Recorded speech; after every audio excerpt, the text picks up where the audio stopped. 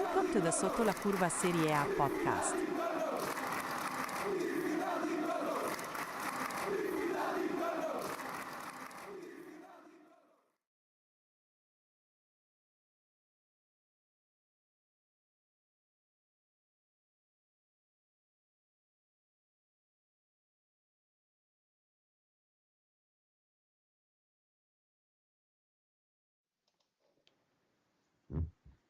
Hello, everybody.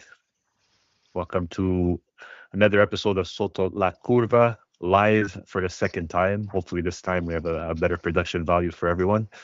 We're Thanks trying, to guys. We're producer, trying. We're yeah, trying. thanks to producer Joe.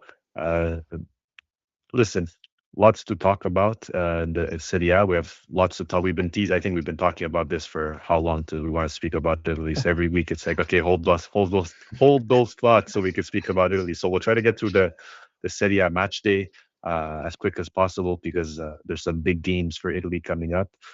I know you think that probably the biggest talking points of the week. Wasn't a slow week in the Serie A though. We last week when we previewed it, we said the games didn't look too exciting. Ended up being a really exciting weekend. Um, we could always start with Inter. I don't want to, but we can. If if you'd like, I'd like to hear your guys' thoughts on the game, and then I could say my piece and my quarrels. I think the quarrels are going to be the same as they were last week, but I'd love to hear your thoughts on the game if you guys watched it. Let's start with Remo. So I watched it actually with my dad, my nephews, everyone. We were all at my parents' house, so it was a little hard to pay attention to the full game. But what I saw was a Fiorentina. Well, Inter started really well. Early goal. They looked like they had Fiorentina on the back foot, but it seemed like that second half was a completely different game. Fiorentina played very well, probably one of their best games of the season. In all honesty, they created a ton of chances. A bit unlucky sometimes on those offsides that were, like keen on that offside. A bit of lack of, I don't know, attention on his part, but he was in the right position. Just had to, just that little step back, and then, but he also missed a pretty clear, like a pretty clear cut tap in that first half. I don't know. For me, more so the fact that Fiorentina played well. They played probably as the Fiorentina team that we think they are, rather than the Fiorentina team that they've been. And Inter, man, they just, especially in defense, they looked very wobbly, very shaky. Uh, just didn't feel like they got a hold of the game. What I will say is that Pio Esposito is the real deal, man. He scores. He's the only player that looked dangerous. Had that chance at the end that I think they ended up calling a an offside, or no? No, No, maybe no, not. no. He was a pure Big save save. from I the yeah, big save. big Yeah, save. huge But save. turn, stops the ball, back to goal, uses his strength. Kid's 20, man. Like he looks good. So as an Inter, if I was an Inter fan, which thankfully I'm not, I would be pretty encouraged by the fact that that's your striker for the future. And I mean, what else could we say? Fiorentina is still not out of that relegation battle, but the Europa League, the Conference League win, the past couple weeks where they've been, like kind of finding their feet, looking good. My dad who's an Inter fan, and he watches games, but albeit not every game, was like, wow, this Fiorentina team is playing really well today. He's like, how are they almost in last? I'm like, it's the first time they play this well. Yeah, Like the first time they look that good, even though down the way everyone looked dangerous on that team. Goodmanson too, who Edmondson hasn't had a looked. fantastic game. Yeah. Yeah, that this is the best game that Goodmanson played.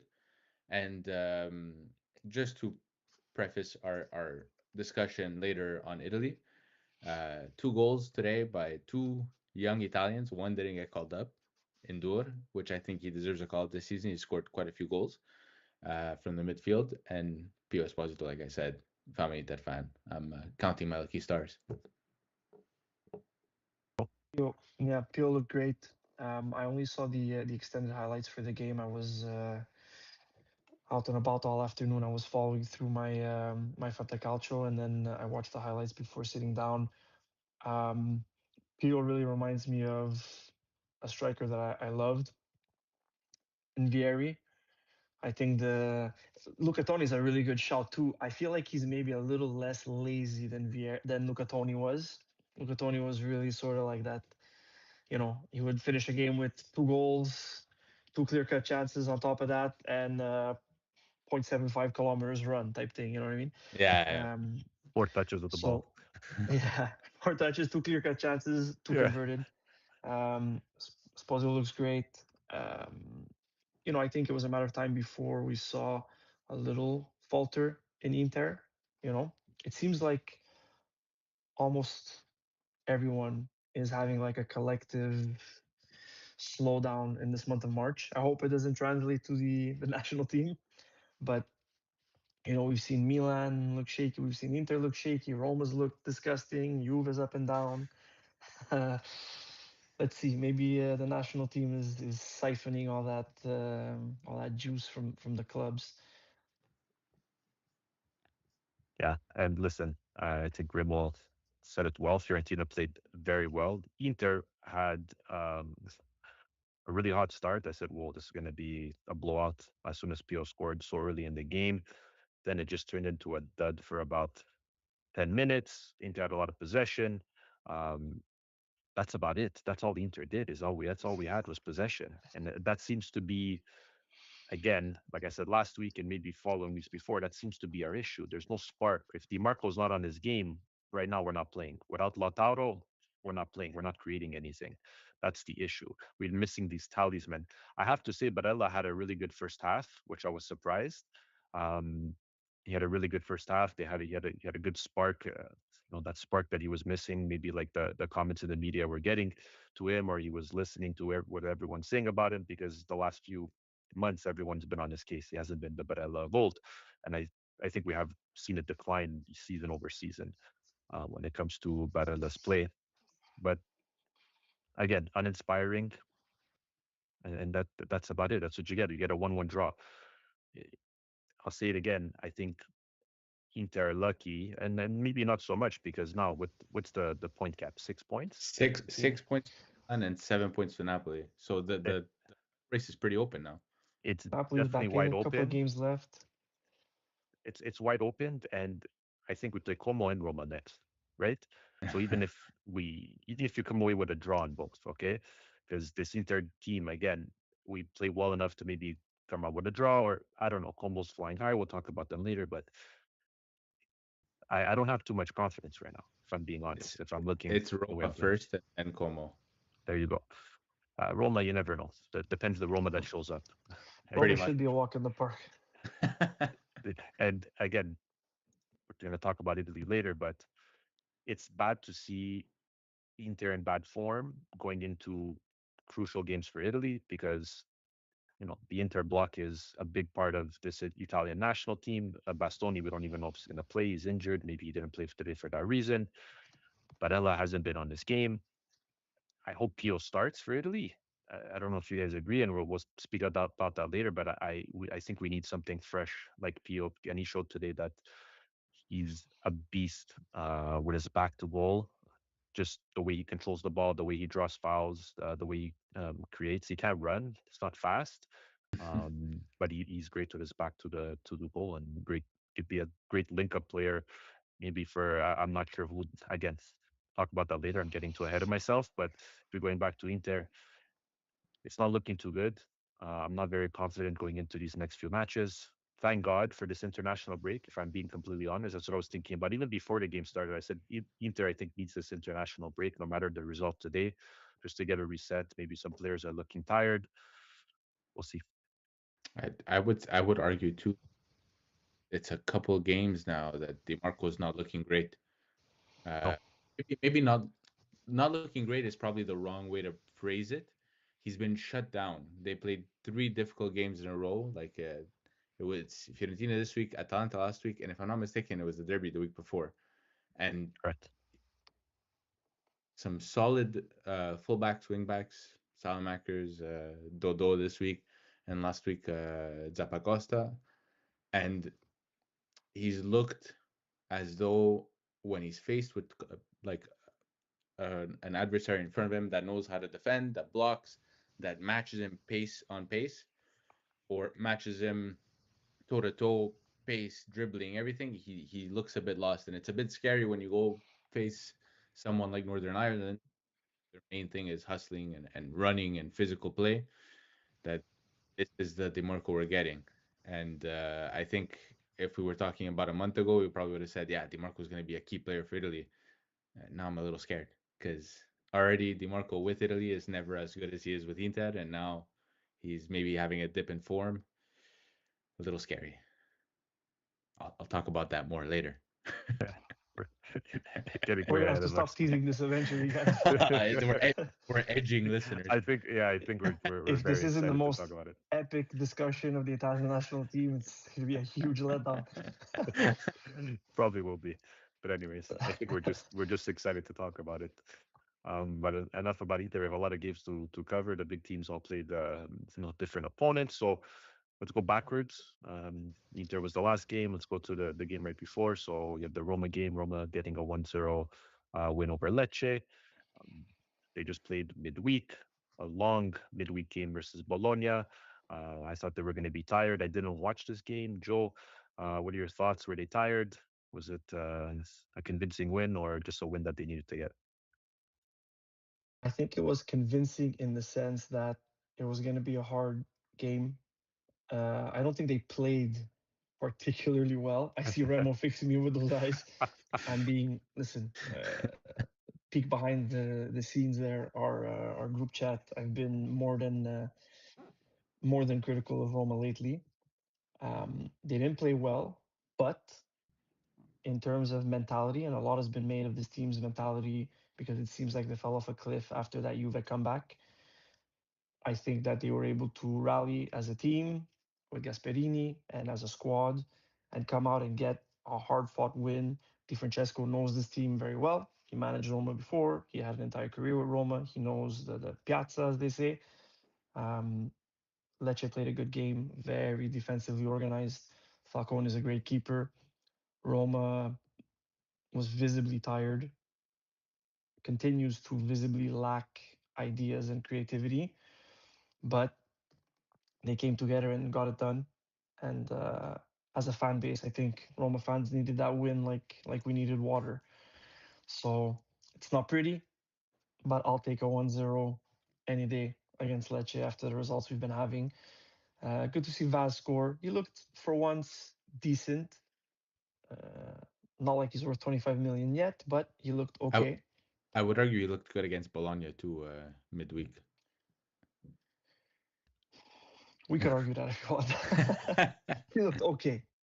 He looked okay. But yeah, coming out getting the win again. They didn't create much. I feel like, and I was speaking with a couple of buddies who are Roma fans. That I've been maybe a little harsh on them. We were as a fan base, as a podcast, we were quick to cut Napoli a lot of slack when they were missing players through injury. And we haven't spoken about it much, but Roma is currently missing Pavlik, Ferguson, Sule, and Dybala, right? So I feel like the attacking line is definitely missing some creativity. A lot is falling on the shoulders of Malin, who Beato Malin, but he's up there on his own, right?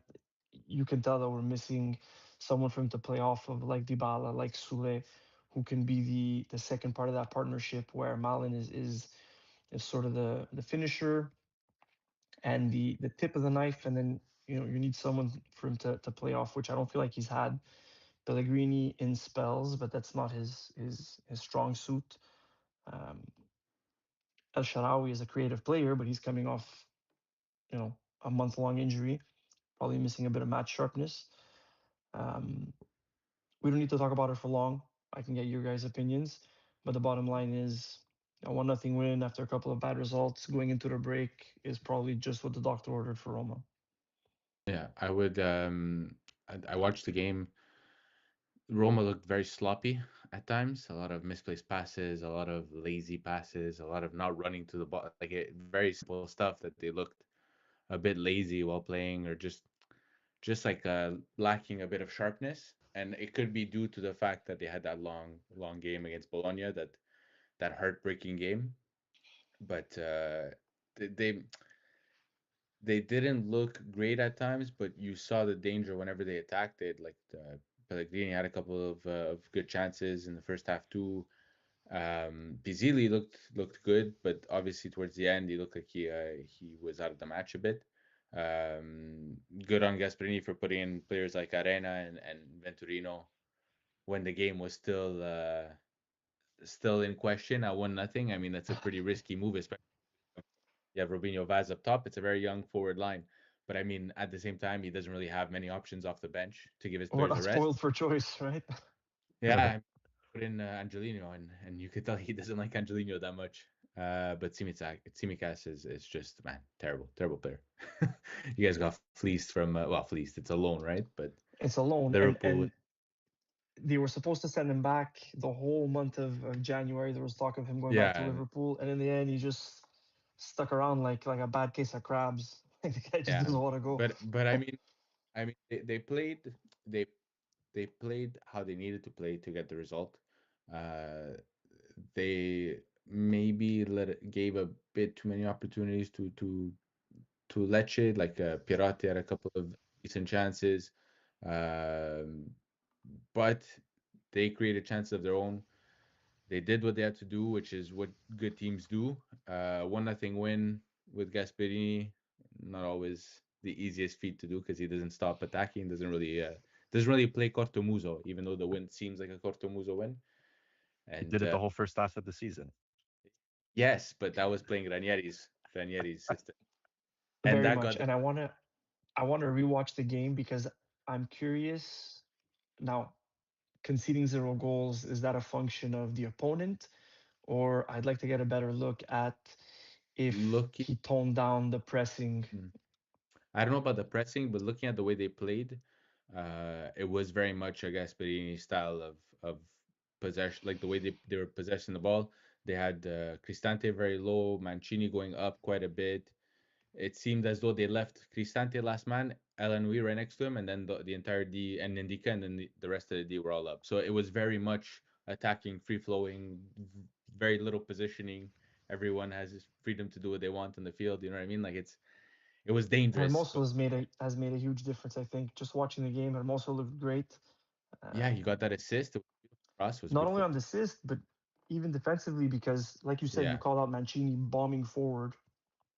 Often you watch Roma play, they're in the final third, and Mancini's right in line with the trequartisti, or sometimes he's playing as a yeah. second punta, and then we've been getting hit on the counter nonstop, and that's where that sort of the knock I've always had on Gasperini is that tactical dogmatism where he doesn't want to let go of his principles to go and secure a result.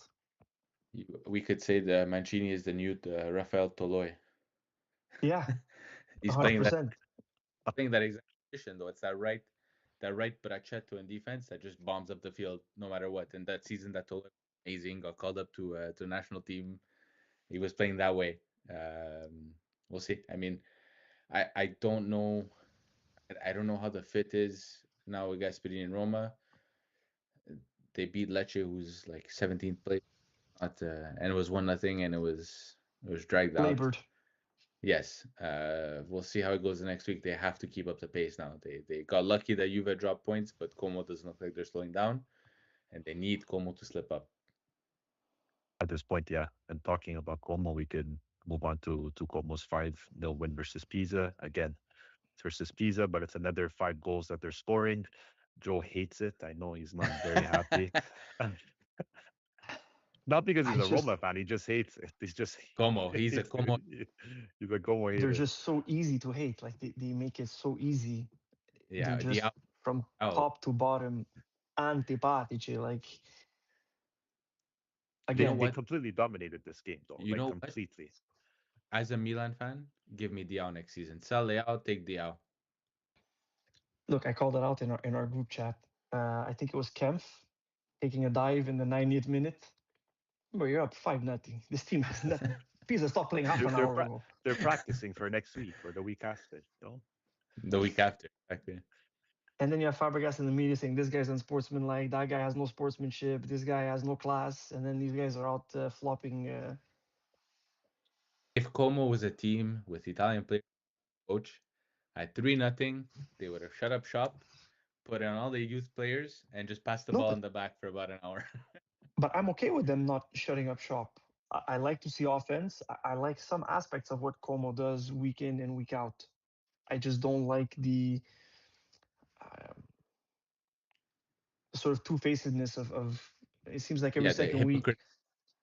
He's a Fabregas is hypocrite. calling somebody out, and in the meantime, you know, glass houses, bricks, right?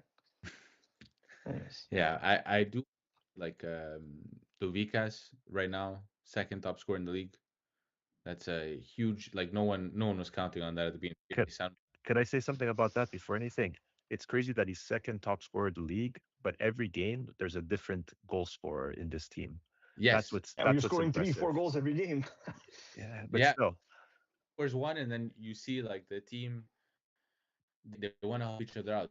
You saw that the goal was to get past a goal. yeah. When he scored, Yeah, they were you saw happy. They uh, celebrated like it was the yeah, it fourth was goal. They celebrated like it was the first. exactly. But you saw like they have a good team spirit. They're very well connected. Obviously, everyone speaks Spanish, so it helps. But I mean, you see that the team plays for each other. Like I said, Diao returns, scores, assist after a pretty good showing the last couple weeks. Baturina, another goal. Their in-house pass replacement for next year.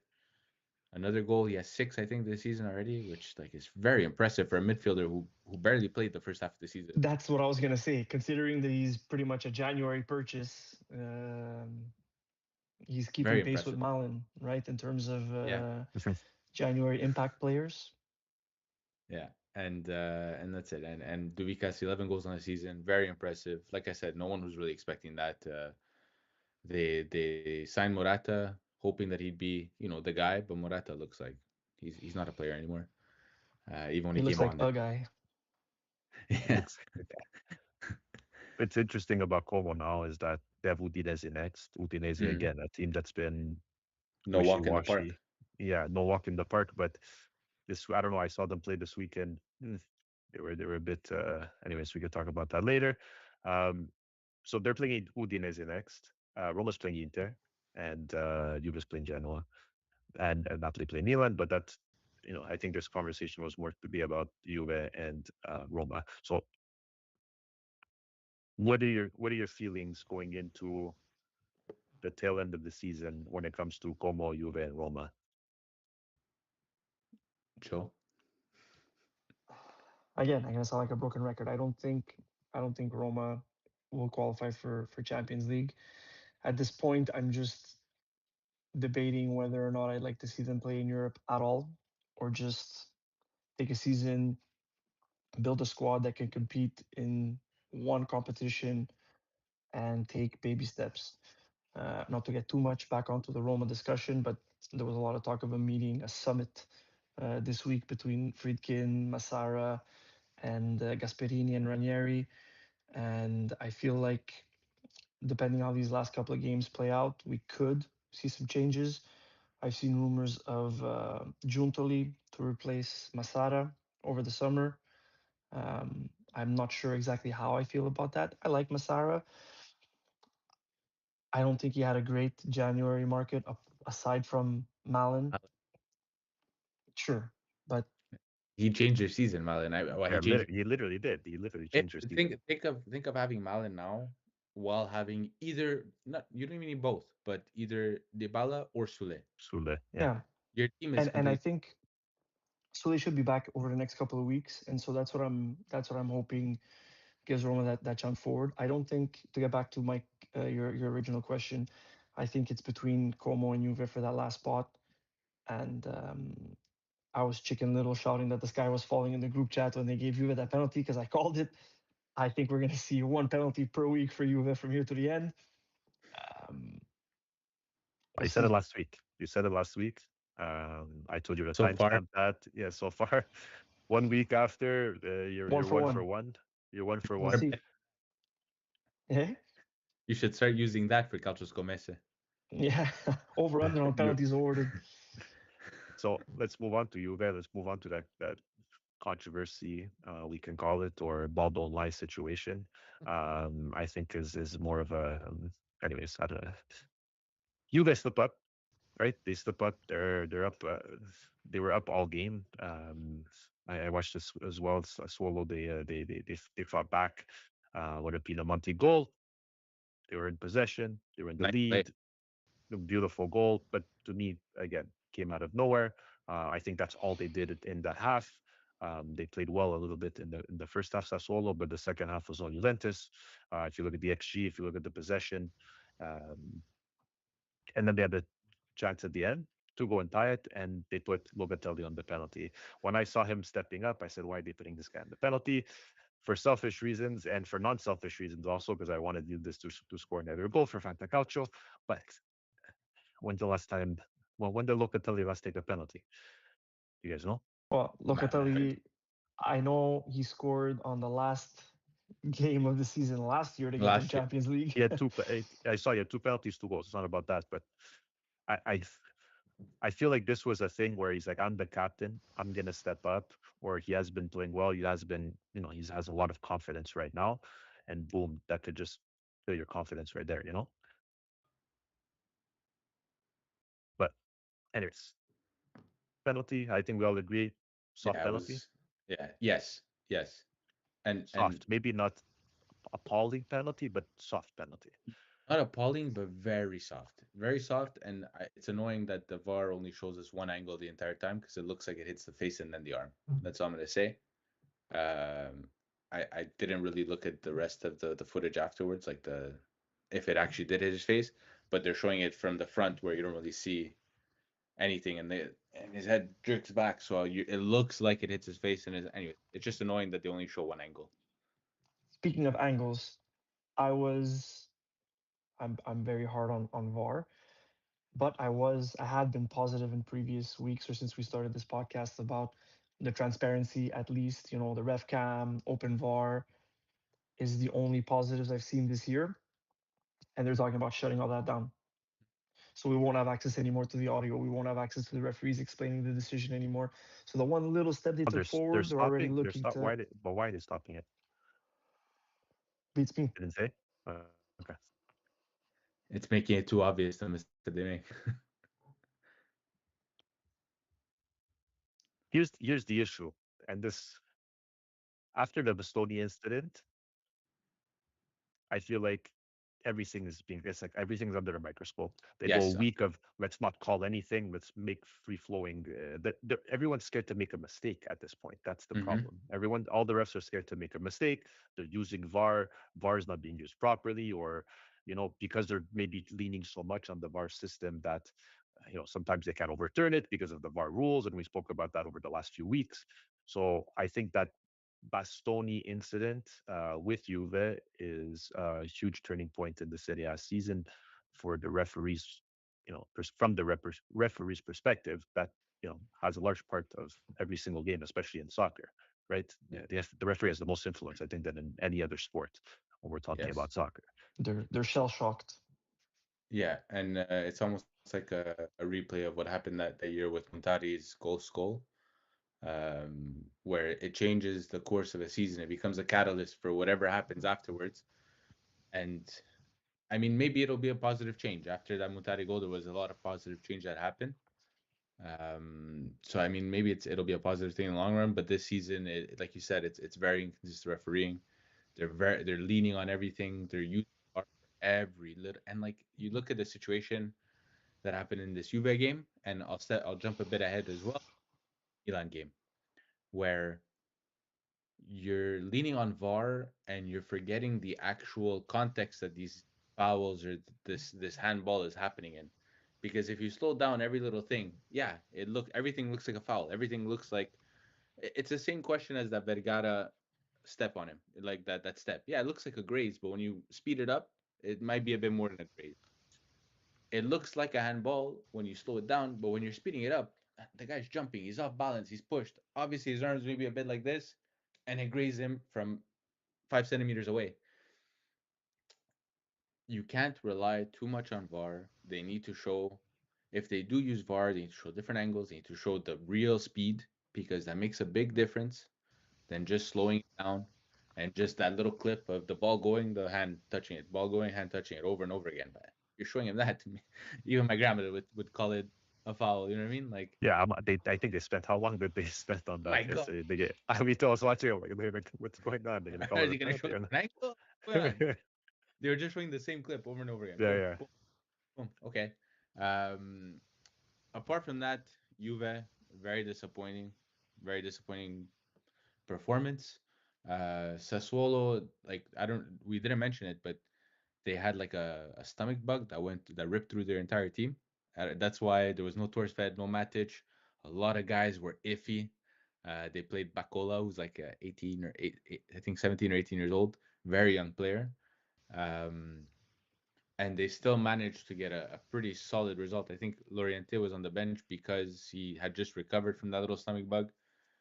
Man, that goal that they scored was a beautiful play, and like I'll say it again, but Sassuolo, like out of the top, the obviously compared to the other two promoted teams, but Sassuolo looks like a team that's been in Serie A consistently. Their team is built well, great coach, and they're an exciting team to watch. Honestly, I commend them. Even if they sat back, even with injuries, the sickness that ripped through their team, man, they went toe for toe with a top team in Serie A. No, top team, yeah. Yeah, Listen, and they're what a team. uh, Conceição has been amazing for Juve. Very Just we spend a well. lot of time on. I find he's been fantastic over the last month. Boga starting, uh, call it a striker. I don't know what position he kind of played. I don't know if it was false nine what they were trying to do, but he played well in that position too. Definitely better than David. He brought a little bit more Hmm. um, unpredictableness to this Juve attack. Um, then obviously we had my head what's his name Wildich, sorry, come back. So he's finally back from injury. I don't know what that's going to do for Juve. I don't know if he's going to be starting, if they're going to stick with Boga, but they have to And figure it out. yeah, the most important player came back.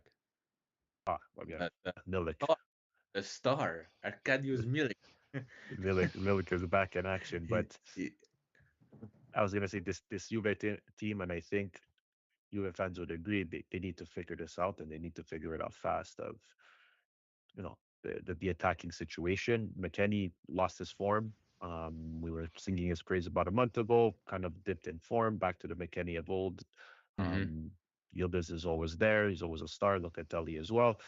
Again, Conceição has to stay on it. Yildiz has to stay on it. They're creating a lot, but they're missing something in the middle again. You see it, and maybe Vlahovic coming back with these two on the wing could really help them out because again, McKennie was bailing them out, making those runs into the boxes, getting mhm. those headers in, right? Because they're creating on the sides. Um, but we'll see. Yeah, let's not play chicken little and say the sky's falling for both Juve and Roma. It's only 3 points away from that fourth place. 100%. I just said they It's have to very figure it out. yeah, 100%. But I'm saying for Joe, I know he's very negative You could pessimistic be on. negative, but on your team, yeah, pessimist. Yeah, but it's 3 points. It's one game. Think about it. It's just one weekend, and Yeah. anything could change. Let's also not forget about Atalanta, 4 points behind Juve and Roma. Another win, but they're creeping up too. It's exciting, man. It's very exciting that little block, and the fact that Inter's slipping up is making it even more exciting. For you guys. I, for everybody. How many times do we say Inter was a sure to win this? And again, we'll see. I'm quite disappointed. I'm becoming the pessimist. I'm usually a quite the optimistic person. I I'm would I becoming a would so pessimist. they keep slipping up. Oh my god. If they bottle this, like, Oh my god. If you could follow that's this, I tough. think, It's and my favorite team. They bottle it. I wouldn't. I don't even think I'd be pissed. I'd be pissed at the team, but I don't want to be pissed because I feel like, anyways, I feel like this is coming. There's like this looming feeling of something's about to happen, and I hope I'm wrong. Again, we sang their praise too much, but I'm gonna go back to what I said last week. This is not the strongest Inter side we've seen in the last few years. So, and it's just showing. I think, yeah, just everyone just screwed up, and Napoli was probably the biggest team to that could have pushed us for it, and they could still do it. And Napoli won 1-0. We can move on to them. I know I want to speak about Milan too, but maybe quickly let's speak Napoli, Lazio. We spoke about Atalanta, all getting some good wins. So call it the best of the rest. Before we move on to Milan, so Milan 3-2 over Torino. Remo, how are you feeling about it? uh, yeah, I mean that first half was very iffy. They didn't play great in that first half. Fulkrug again, man. You're there to win headers. You're there to hold the ball. They barely won one header. Um, this Pavlovic pulling out a crazy goal out of nowhere. So Probably, once in a career goal. my God, That like was insane. what a goal! That's like the goal, the kind of goal that like you dream about. Because the goalie, he's positioned well, but the ball is dipping, hits off the crossbar, and it like you have no Yeah, chances. it's I don't want to unstoppable. stop you, but I don't know why I thought of this, but I just thought about Philippe Mexes. Okay, that's nothing to do with the Yeah, goal, but just the defender scoring scoring like wonder remember wonder goal. goal out of fucking nowhere. You know what I mean? That I just first person I thought of. But continue, sorry. No, it's okay. Yeah, it was a beautiful goal, but apart from that, that first half, like they ended up conceding. Simeone also on very good run of form right now. I think he has 7 goals on the season, if I'm not mistaken, or 8. But very good run of form right now. And then what happens? It takes a little the horse Rabiot to score. Pulisic finally gets a, I'll put it in Fantacalcio terms, a bonus that he had in 2026. An assist on a beautiful assist. Rabiot just had to kind of it hit his thigh and it went in. And then Fofana, who has been looking good since that derby, kind of his confidence switched up. He looks like a completely different player. Still not perfect. I mean, he still makes the mistakes. Obviously, he still looks a bit sloppy at times. Still has a bit of difficulty choosing the right thing. But in front of goal, he looks better. Scored a nice goal. The Torino defenders kind of let him be, made him do whatever he wants. And then we get to the foul, which was a bit soft. Like, and for me, it's a bit soft. I could see how it's called. People are saying it's criminal. I don't think it's that much. Like, let's not exaggerate. It's not as bad as, let's say, the Juve one or I don't know. There's been so many, but it was a soft call. I don't know what you guys think. As you're not Milan fans, there's a bit of bias coming up. I felt as though at the end there was a chance that Milan would have bottled this game, like It a felt like 3-3 it. tie. Yeah, a Yeah, it 3-3 tie. felt like it. It was giving me PTSD. Um, but they held on, and I mean, Joe, we mentioned, I think the first week that we did this podcast, Allegri going calma, calma, calma. He kept yelling it again this week. The players. I was even looking at it at one point. They were up 3-1, and Bartezaghi made such a okay. He's young. We could forgive him, but the ball's coming to him. He has 2 people in front of him. Tries to do a one-touch pass down the line or a deke down the line. Lose the ball. Torino goes the other way. Creates a bit of a half chance, let's say. But it's like they this team and Salamakers this week did not play well, in my opinion. Uh, they have like this mentality of always trying to do the I don't know, a quick play or like a superfluous ever, and you could tell Allegri is trying to fight them on it so much, yelling at them to calm down, to stop doing these two plays, to go back and relax the play. When they do, sometimes it gets too slow. There has to be a balance there. But yeah, that's my opinion on the game. It's a good win. 6 points, very doable. 2 games. That's how I think about it. Just 2 games. Joe, what are your Yeah, thoughts? I think it definitely was a soft call. I can give you that. In the end, I mean, I don't think it had a huge effect on the game. It was by far not the worst we've seen. You know, if you add up the calls that shouldn't have been and the calls that should have been and weren't, like in that hierarchy, it's not the worst we've seen this year. Um, but probably not something that I think is up to standards. But then little has been. Um, impressive to see an Allegri team score 3 goals, because it feels like, you're mentioning him fighting them on being, on the level of creativity and the level that they continue to push forward. And I think in this game, the squad and the players won that argument. I think if they bottled down the way Allegri would have probably liked, maybe this game finishes 2-2. So props to the team for doing, for having their own vision and their own ideas. Um, I think Milan this year finds himself in sort of a surprise semi-title chase, right? You said it before, Remo, that it's not, in Allegri's first year, the goal probably wasn't to challenge for a title and to be, there's 8 games left and they're only 2 games back. It's definitely doable. Inter looks like they might be faltering a little bit. So I'm glad that there's at least a title race, They're, between those hold three on. They're teams. not. They're playing once a week too, right? They have to be Yes. like Well, take I a mean, step Yeah, back.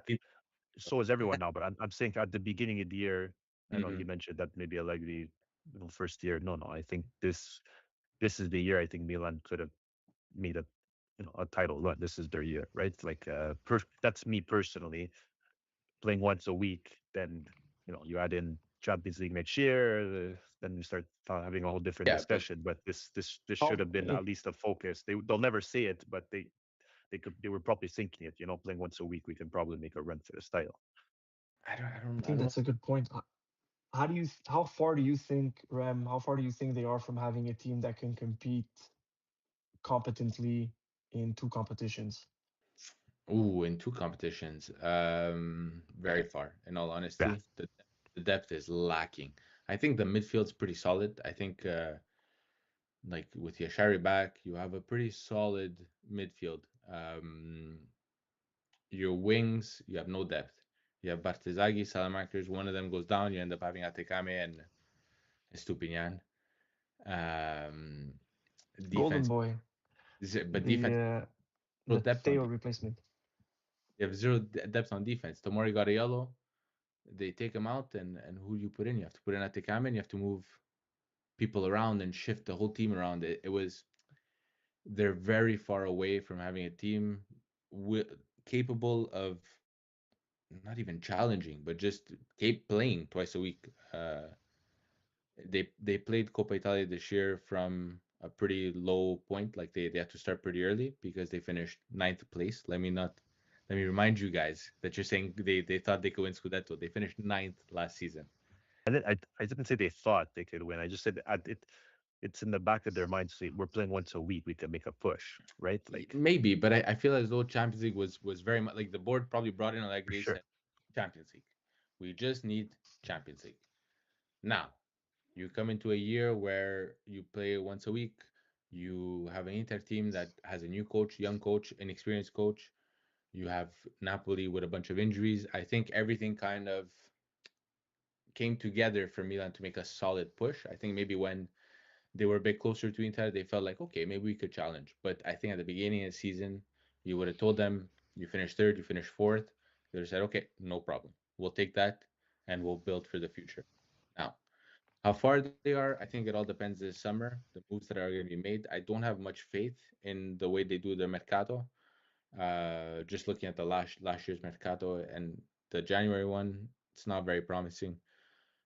But there has to be some tough decisions made, and you have to be able to buy some depth or bring up some players or call back some youth players and give them some time.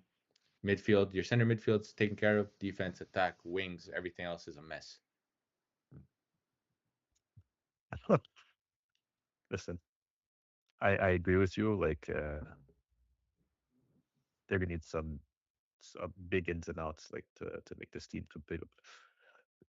be able to compete on different levels for sure. Look at Inter, we had better depth this year, and we still couldn't do it, right? Like if you Yeah, think about it. So and again, that's a whole different discussion we could have about we spoke about it, last week a little bit. The state of said yeah, and whatnot, and we'll get more into that in the summer. But other than that, any other shout outs that you guys want to do for the week? before we move on to the Italy discussion.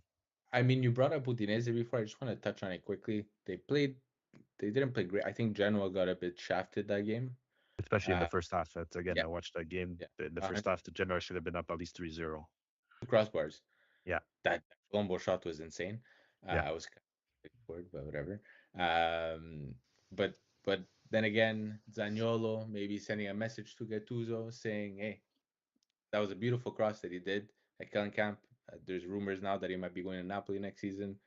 That they're very interested in him. He looks like a very good player, and I think that if I'm Udinese, I'd like he's probably what you're banking on selling this summer rather than Atta or Zaniolo."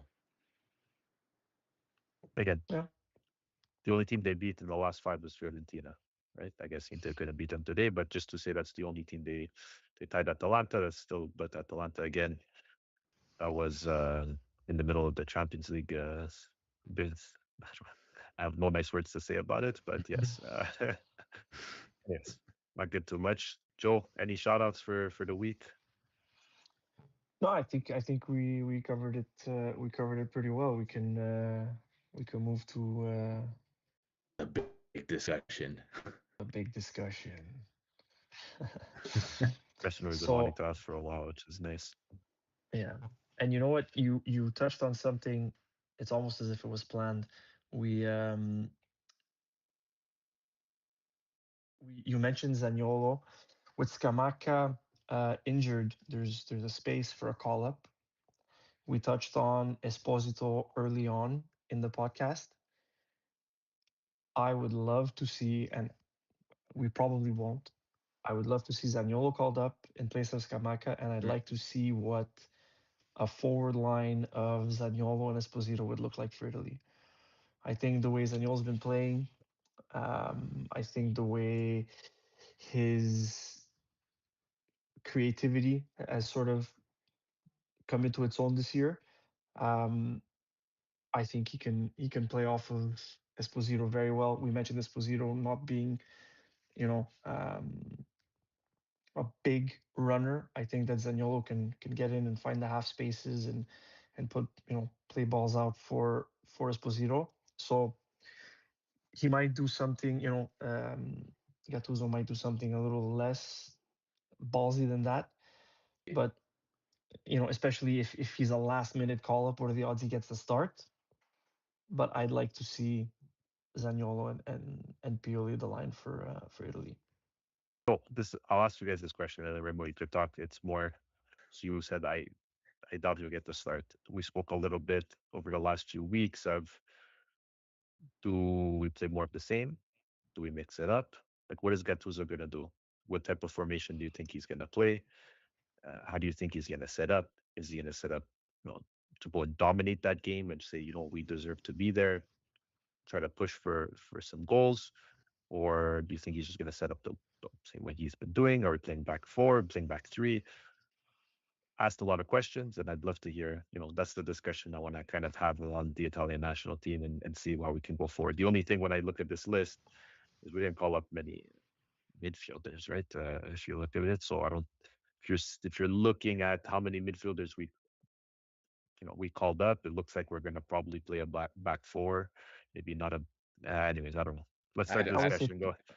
I don't think back four. I think he's gonna stick. He's probably sticking with that 3-5-2 that he loves. I think that's probably the best formation for the players that they have. Now, here's the tricky part.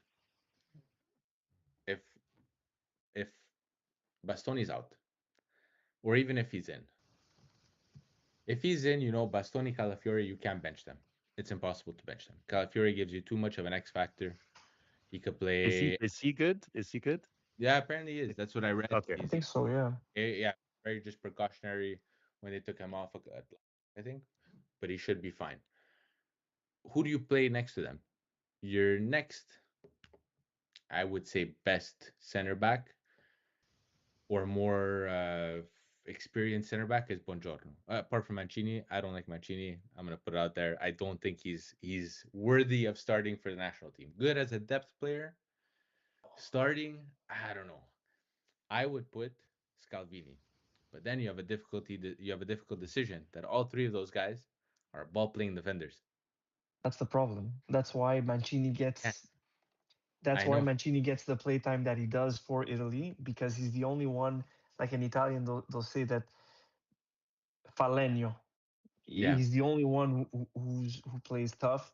If you're gonna have Calafiori and Bastoni, who are especially against a team like Ireland, who's not necessarily the most technical team, right? Where it's is going to it- be a physical game, it's going to be a game that's hard fought. I believe, and not because it's a Roma player, because I have my issues with Mancini. Trust me, I think he is the ideal third center back to match with those two. can I put something out there? What if you put Calafiori, who's very versatile, right-sided defender, Buongiorno down the middle, like he played with Torino, and Bastoni on the left? I hate Bastoni down the middle. I'm just putting it that way. Me He's too. I not hate great. Bastoni in the middle. He's not good in the air. No, you need Mancini there, or you need a player like Yeah, Gatti. You know what I mean? Like you need the for me, bricklayer Buongiorno, himself. a guy that's he might make a couple mistakes, but he has those two guys that are quicker around him that Okay, are help him out. we cannot make any fucking mistakes. Sorry for my I know. language, No, but but you're right. it's a game. It's a one-off game. And again, I went back this week and I watched the highlights of the two games we got eliminated from, or let's say the head to Why, why Sweden. would you do Just I Says don't know. I just want Gillespie. to fluke, like Sweden, fluke goal, deflection, boom, like really fluke goal, and even Macedonia? just Macedonia, fluke goal, mistake, right? We cannot afford any mistakes in a one-off game. Simple as that. So to me, Buongiorno this year, full of mistakes. He has not been playing well. I would never put him in. I'd rather put Mancini. Again, Mancini can make a mistake as well, and you Could who's give going to a make less mistakes this year? Yeah, or give a penalty or be hot-headed. But yeah. My issue, if we're just looking at that ballotaggio of Buongiorno and Mancini, I feel like Buongiorno doesn't give you anything Mancini can't, and he's sort of lacking on the physicality, Mm, I would say right? Buongiorno's a physical. You think? Yeah, like physical, like in the air. I find he's a bit better in the air.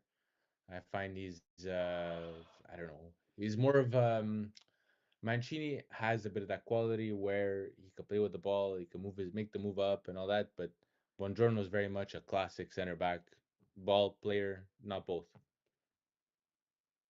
But then you also I have feel like, three and this could be a left-footed center fun backs. exercise. Eh? Then you have left-footed center backs too, because apparently that's all Italy does. Yeah. I feel like this could be a fun exercise, but if we look back at the most solid back three in for the Italian national team and in Italy over the past decade, we can all agree it was probably Bonucci, Barzagli, Chiellini. BBC, And just if we're pulling, and this is like the Wish version of the BBC, right? Like the Timu version of the BBC. But I feel like Mancini is as close as you're gonna get to Chiellini in Italy now for style of play, for what his strengths are, what his weaknesses are. There's that physicality, there's that furbizia, there's that tough as nails element. He can also bring the ball up. And then, I would say probably Bastoni would be kind of your Barzagli, that all around defender.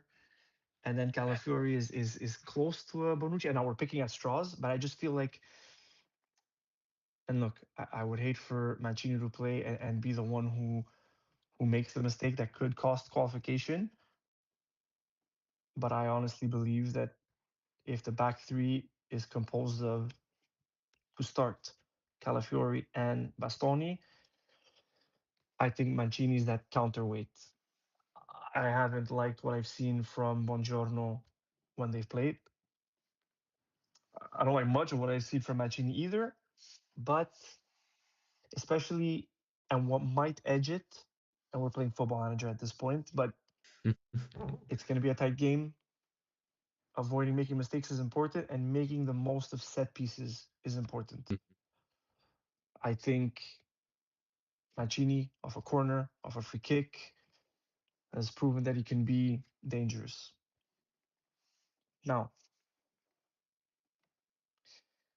I said a couple of weeks ago, and I got a comment who gave me an LOL. You can't make chicken soup out of chicken shit, right? This is what we have. It's not the greatest, but I I think, feel like that's the biggest question mark though, the center backs, because I mean, we could all agree DiMarco on the left, yep, We're playing Tonali, in three, yeah. Tonali you don't touch in the midfield. Tonali You Barella, I'm guessing. Tonali Barella, then you have Politano on the right, not because we want him there, but because coaches love him and he offers you that And balance. he's playing very well right now, eh? He is, Like he's coming 100%. in He's hot. form. Yeah. And he offers you that balance of he's good at attacking, but he'll do the dirty work coming back and tracking back. You know what I mean? Like it's a good balance, I think, and it's very important for it. He's like a Camoranesi, you know, like he's a solid guy, solid coach's player who has that skill. My question now, because before we touch the two strikers, because I think Gattuso's probably going to go Keane Retegui to start, though I'm hoping Keane Esposito. Now, what do you do if you're playing and you're supposed to be the favorite and you need to win? Do you put someone like Locatelli behind your two midfielders, or do you put someone like Raspadori behind your two strikers? I think if the striker pairing is gonna be Keane and um, Itake. Retegui, I would play Raspadori behind them because, and again, I feel like it's about finding balance. Keane and Retegui are both that same sort of archetype of forward, whereas Raspadori can be like that little guy, that little player between the lines, link up play. He's not going to hold the ball up, but he can have that moment of fantasia where he creates something for them to run onto. I feel like those are two more static But to forwards. drop a And midfielder after though. Mhm. Well, That's that's the what I'm issue. saying. Your two mids are just Barella and Tonali. That's it. You don't yeah, have I that guy. would Aperno. Yeah, I would probably lean towards. Again, it's just me. I would play 3-5-2, and the five would be the Esterni that we already spoke of. Di Marco and Politano, and in the middle it would probably be Barella, Tonali, Locatelli, and up top I would do something like I would like to see Keane and Zaniolo or Pio and Zaniolo. And I know I'm talking about a guy who's not even listed here right now. Oh, that's fine. But That's if that's it's good. not that, and I mean, realistically, Raspadori came in the second half of this game this week, didn't look great. He's coming off an injury. I don't think Raspadori's getting a start. It's going to Yeah, be but Keane and y- Esposito, you think Keane and Retegui. I would I, hope I it's th- Spaghetti, but Esposito has to start, guys. I don't know. Especially the yeah, type of but game you're going and play. We're gonna have probably 75% possession, 70% possession, right? Like we're gonna have most of the possession in this game. We should, on paper. And Northern Ireland's probably gonna sit back. We're gonna have a lot of crosses into the box. You're gonna want someone that's one hot and one amazing with his head, and that's Esposito. Keane is, I don't know. I saw him try to do a header today. I was like, what is this guy doing? yeah, You know what I but mean? he's No, He I brings think a he's spark. untouchable. I You think think he's he's untouchable. untouched? Team, I think he's untouchable. And not, but he's proven his importance. He looks good when he plays the national team. Now we're judging him based on this Fiorentina team this year that maybe isn't feeding him as much. Still has quite a few goals considering that they're fighting for relegation. He Correct. missed, but I don't think you can move Keane from the starting lineup of this national team in attack. I personally would love to see Keane Esposito because I think Keane plays very well off of a big guy. The same way that he played well with Retegui with the national team, and I think putting Esposito on the bench for Retegui might be a mistake if Gattuso does it because, like you said, hottest guy in the league right now, scoring nonstop. He's big. You don't have any striker that's like him. And if you're keeping possession and you're playing against a physical team and you have Di Marco and Politano on your wings. You need someone up on the net with his head, and that's gonna win and bully defenders. I think Esposito should start. I think also that Gattuso is gonna choose Retegui.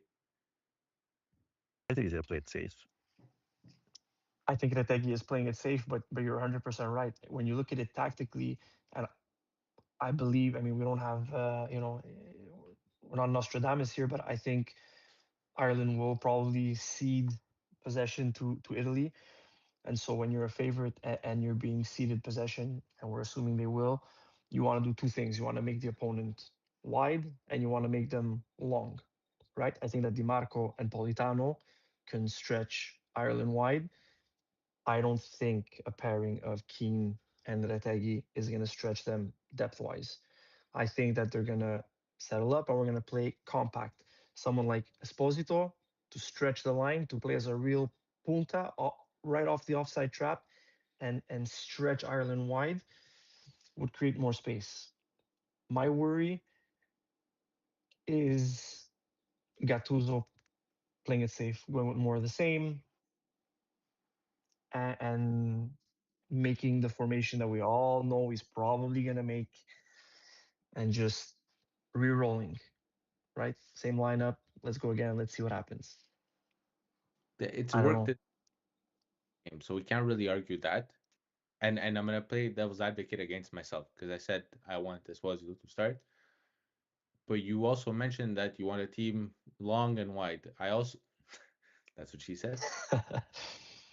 I also think that having Keen Retegi gives you a lot of movement. So I see the logic there because the games that they played together, let's not be too short-sighted. They played very well together and they drove the fence. They didn't play crazy teams either. Let's be realistic. That's the thing, right? But Northern Ireland's not. We shouldn't be scared of Northern Ireland. I know everyone is scared of Northern Ireland right now because of Italy, but not because of Northern Ireland themselves. So you want to play your game, and I think Retegui and Keane did well the last couple games together for Italy. It's been a while since they played together though, and I see. I'm gonna be Nostradamus right now. I foresee that we're gonna start with Keane Retegui, and second half Pio comes in. Then in the 86th minute, he's gonna put in Chiesa if we need him. And Kez will come out They, injured in the 89th.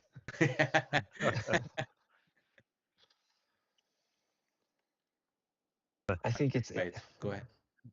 no, I was just thinking, and I said I made that comment before. Is just um, I'm worried about the Inter players on this team. But again, Barella is a shoehorn in the Italian national team. He hasn't had a good season at all. Um, Again, he's gonna start. He has to start. Same with Bastoni. He hasn't had the strongest season this year either. Di Marco was the only one that was lights out. But again, we could have used that maybe Di Marco of a month ago to shoehorn into this national team. But even at that, like you mentioned with Keane, different manager, different tactics. You're better or you're worse. And Di Marco has shown to be much worse with the Italian national team. Again, was he not utilized properly? We don't know. He scored one nice goal, I think. Versus was it France? That was a Mm-hmm. nice play, a beautiful play. That was a really nice goal, but that's about it. Again, and I'm also worried about Politano playing wing. Again, he's fragile. He's not very strong. And correct me if I'm wrong, but he's playing more an advanced role with Napoli. He's like if they're kind of he's more of a forward, not a wing back Is or a he? winger.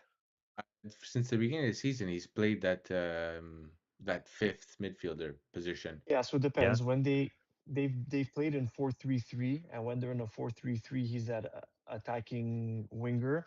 But when they're in their usual 3-5-2, he's the esterno destra. Yeah, Yeah. the same Di position that like he's this. playing Yeah, here. this week. Yeah. This week Yeah. he played Yeah, there. Yeah, Yeah. just Even checked when it Di out. Lorenzo plays that braccetto in defense, and Politano's the one going up and down the wing, because then they'll have At one point it was Vergara, but if not, it's De Bruyne and Alisson Santos or Neres and someone else. And I have to Yeah. say, Di Lorenzo not being there is a relief. The way he's played, no, poor the way guy. he's played, no, poor guy. Like again, when he first got injured, we said it, but it's a relief that he's not there because he's made lots of mistakes over the last few games with the Italian national team. It's as simple as that. And he was a staple. He was the captain. No one wanted to take him off this team, and that's what I'm scared with Gattuso is it's going to be this again.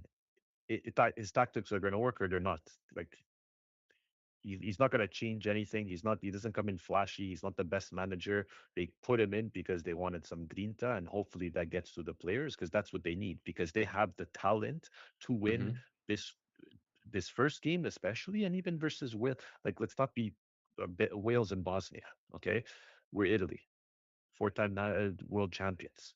No matter what team we have, even if what's your expression? I can't think of it. The expression you make shit out of Chicken soup, soup, whatever. chicken shit, Chicken chicken soup. shit out of a soup.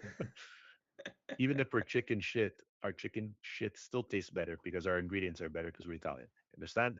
At the end of the day, at the end of the day, this team should beat any of the teams that we're playing against. And Gattuso better pumped the shit out of them. And I want to see a fired up Barella.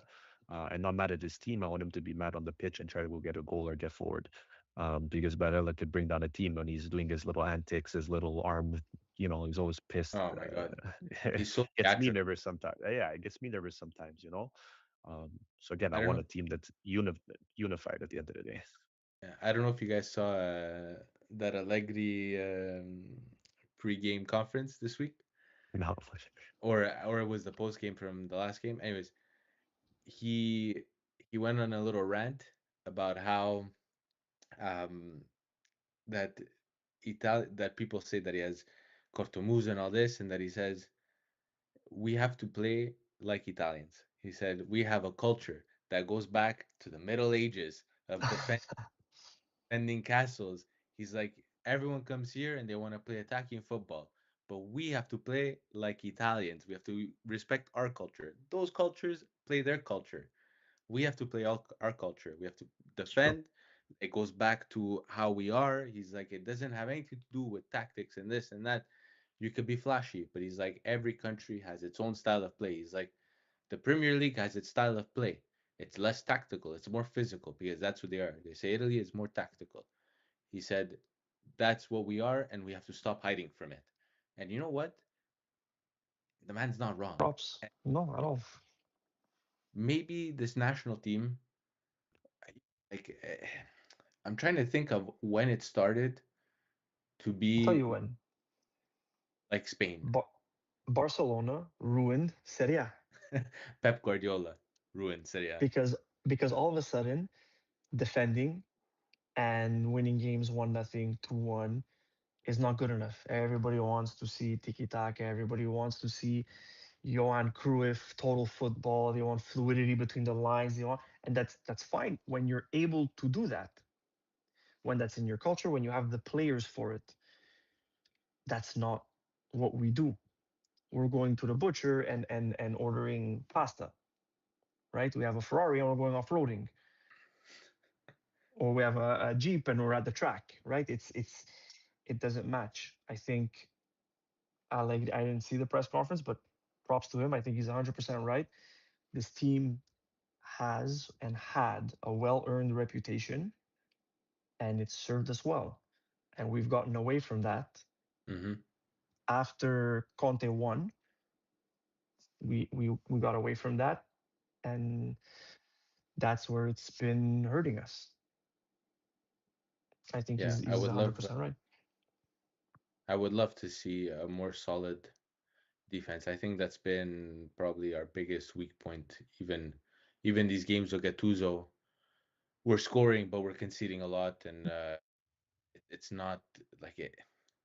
I would rather, especially for the national team, I'd rather a 1-0 win than a 5-4 win. Like I want to win, I want to be solid, and I feel as though with the defenders that we have now, it's gonna be impossible. Like they're like I said, Calafiori, Bastoni, two very talented players, but not solid defenders. So Uh, Yeah. no, I was gonna say you brought up a good point. Just want to like even if you think about um, us under Conte, our team was not great, but we had the Oh, backup we of had BBC. Giaccherini. I know, but we had solid defenders. We had a solid core defenders that know how to play together, and that can make or break your team. Then you have a unified team under a unified manager, and you could do whatever you want. You beat Spain, you beat all these teams. Yeah, we had Graziano Pelle, the best Pele out Simone there, Zaza. Simone Zaza. Simone Uh, just to say, but again, going back to your point, is you had an Italian mentality of defending. You had leaders there in the back. That's Mhm. what's scary about this team is who's the leader, right? We named all these players. Who's going to lead them? Tonali. For me, the player that exemplifies Italian football the most is Tonali. You look at him on the field, he's solid defensive. He's a player that puts 100% on the field. And I'm not saying this because I'm a Milan fan and I'm still heartbroken that he left and that he was sold and this and that, which I am. But he is probably at the moment, and even playing with Newcastle and this and that, like I watch Newcastle games every once in a while just to keep track of him. He looks like he's on a completely other level than any player we have in the national team and a lot of midfielders in the Premier League. The guy is everywhere on the field. He hustles, he's strong on the ball, has a great shot, good pass.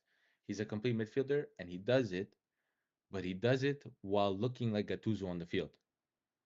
And I feel as though he's has to step up. He's been stepping, like I find a lot of games that he's played, especially under Gattuso, he's looked like the leader on the field, especially in the midfield.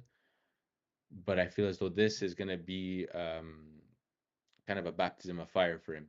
He has to take hold, especially with a Barella that might not be in the best of form. He has to take hold of this team. He has to be the mouthpiece for Gattuso, who he's admitted was his idol when he quite a few times in the past. And I think he's probably someone that the players will listen to more than someone like Donnarumma, who he's a great player, amazing goalie, generational keeper. But is he a leader? I don't really see a leader when I look at him. I see a goalie. I see a goalkeeper who is talented, makes the saves that when your team needs it, and you could rely on him. But I don't see a guy that commands respect from his team. Same thing with Bastoni. I don't see a guy that is a leader. You know, there's very few leaders, like you said, and you're hoping Barella could be one of them. But I think Tonali is the guy that Italy should look at as a leader. Joe, you look uncertain. Joe wants Mancini to be the captain. No, no, I'm Cristante. looking.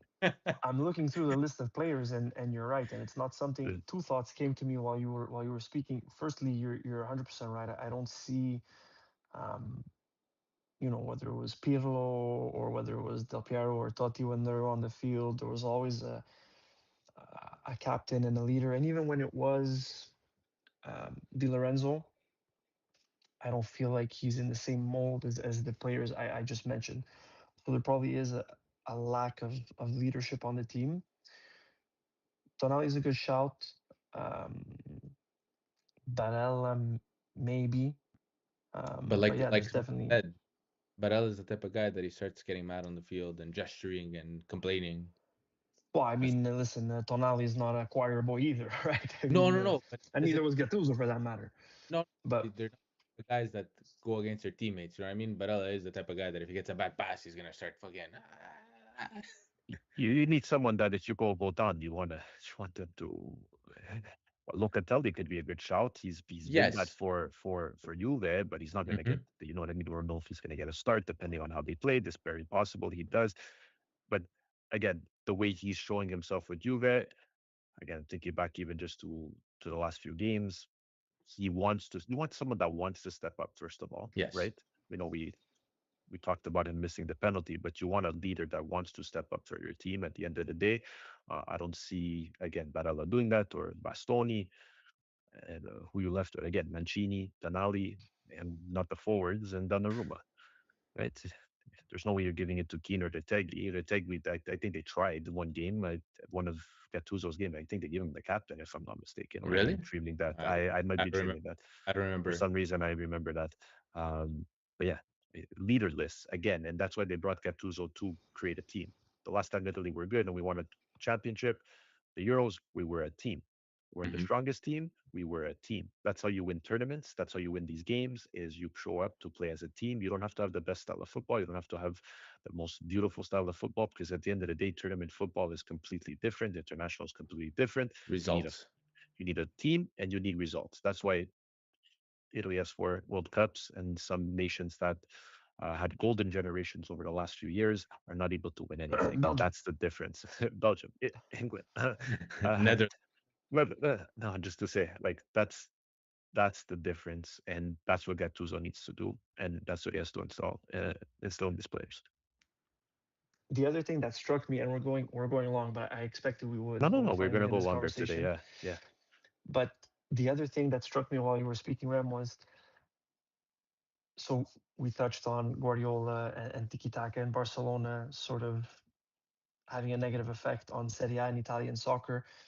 I feel like the recipe for a long time with the Italian national team and a lot of the big Italian clubs was solid defensively, and then one or two elements of creativity or fantasisti up front.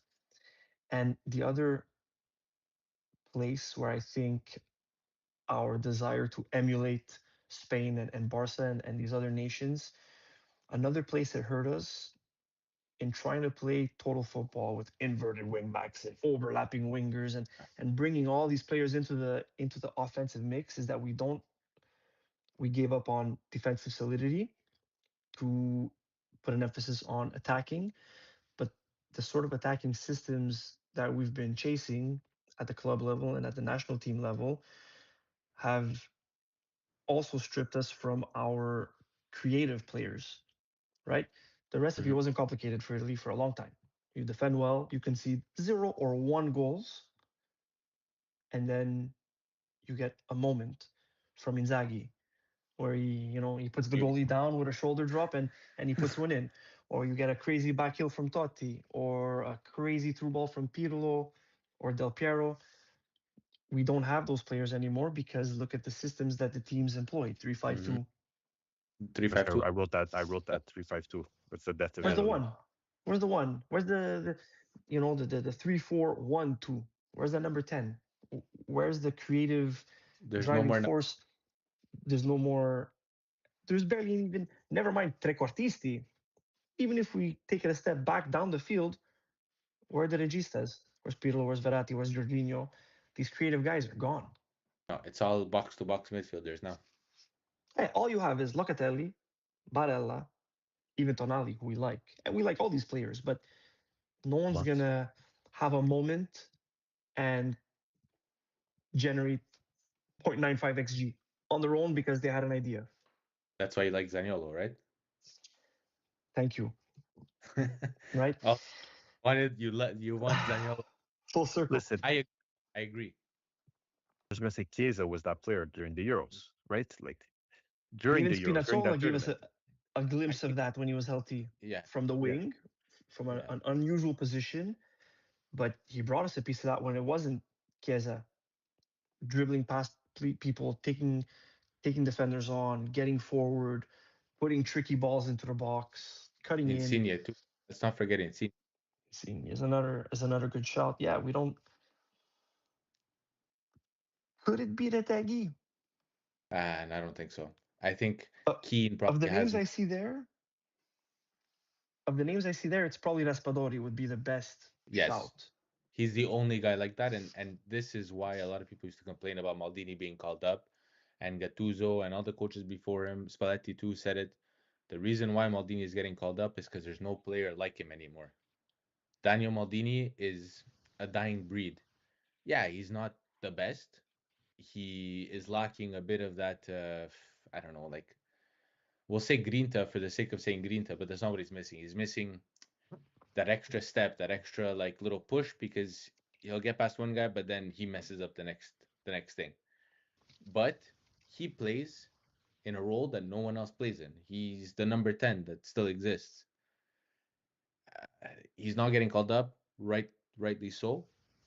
There's a chance he might get called up in place of Scamacca because he's doing pretty well with Lazio. I think he looks pretty good every game. But the only reason he gets called up is exactly why you said it. He's the type of player that doesn't exist anymore. But Zaniolo's there, and Zaniolo is in form. And he's exactly, look, you go down a goal and you're able to put Zaniolo behind Keane and Retegui. You might end up going down 2 goals, or you might fish one back, right? Yeah. I just think this team is lacking a bit of leadership. That's not a problem that's going to get solved overnight. Creativity is something that you can look towards solving. You know, Mhm. even Berardi. Yes, it's not the same Berardi, I would argue. No, but there's an element of that to Where does his he fit game. in the system, though? Where does he fit? The That's the guy's like thing. a That's the 4-3-3 problem. master. It's like He Orsolini, can't. right? Yeah, Barcelona had a dip of it's form, so it's not as like it Yes. doesn't it's not as bad. But it's the exact same thing as Orsolini. Where do you fit him into the system? He just doesn't fit, right? Gattuso, no, we don't know what he's gonna play. I think we know he's gonna play, but at the end of the day, he picked his players based on his formation. Sometimes you have to take role players over someone that's just better, right? What about the best attacking Italian in Serie A right now? Do you think he gets some time on the field? And I'm talking about the one, the only, Palestra. Statistically, one of the best. Actually, one. I think he's the most. Um, I think he's gonna get tired, right?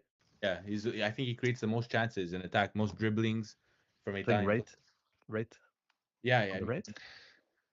I the think I love Palestra, but right. I think he would probably be sacrificed at the altar of Di Marco. I don't think you can But is have he playing both on of the those right or guys left? That's He's on the he's on field. the. He's yeah. That's the thing. You don't want both those guys on the field. okay. That's what he's trying to be. Oh, sorry, yes, Yeah, sorry. Yeah, but he is the sub balance. for Politano. Yeah, I don't think Cambiaso should be that sub. I think Palestra should be ahead of Cambiaso right now. yeah. Depending what the game calls for, I mean, you could see Di Marco and Palestra on the field at the same time. Realistically, let's say it's 0-0. You need a goal. You throw in Pio Esposito to get headers.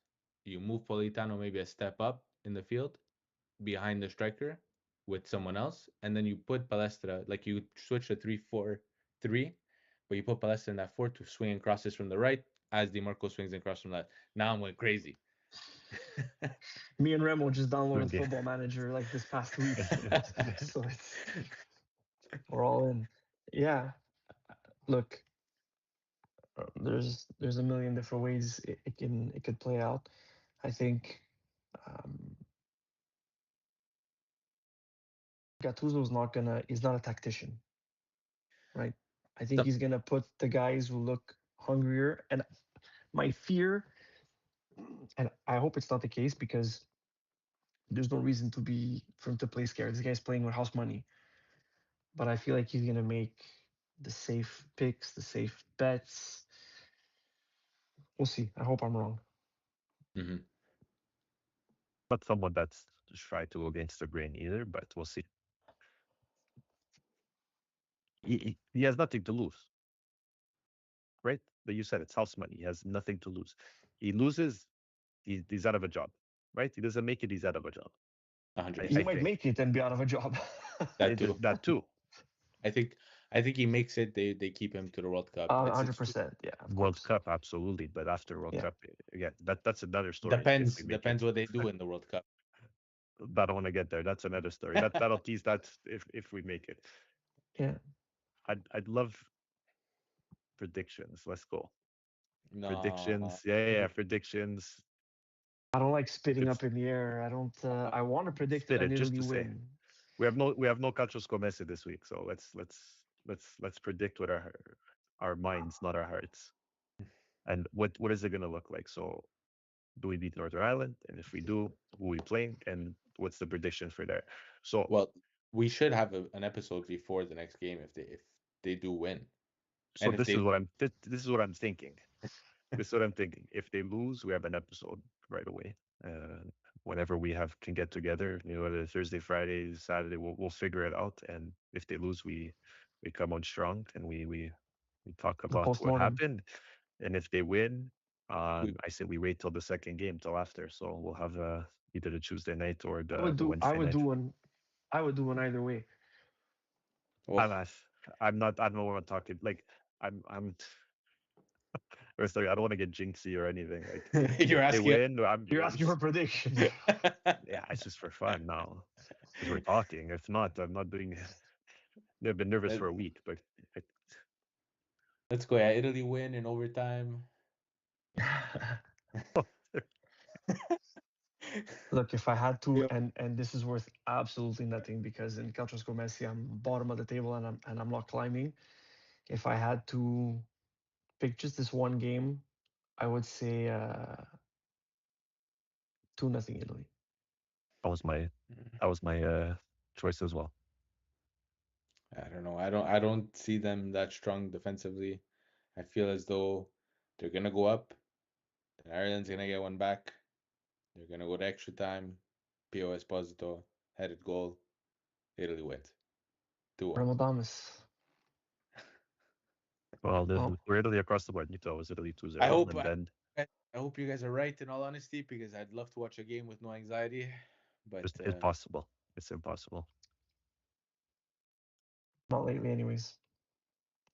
I don't think it was ever possible for me to watch the Italian national team. It's just stress all the time. I don't even know I do this to myself sometimes. Like, why am I watching? it's Get the crazy. brioski ready, Yeah. the Tums. Even when we were Mine good, all. it was just Yeah, of anxiety. course. This does something to you. So that's it. Are we good with that? You guys want to do that? If we win, we don't I'm okay do with an episode until the I'm end. We'll okay. talk All about right. it. But I think that's what We'll we have to do. we'll talk about that. If we Yeah, lose right away, we bang out an episode. I'm sure Yeah, we'll have we a get lot it to over say. with. we just Yeah. rant. But I would also like before we get off today, I want to say I just want to ask a question. Who's first in Calcio Scommesse? That would be you. And who But got it not by right? much. Hold on, not by much. What do you mean? Hold on. Yeah, no, I it's a solid little lead. Yeah. You got it right this week, Mike? Yeah. I took Milan. Yeah, but it doesn't have a huge payout.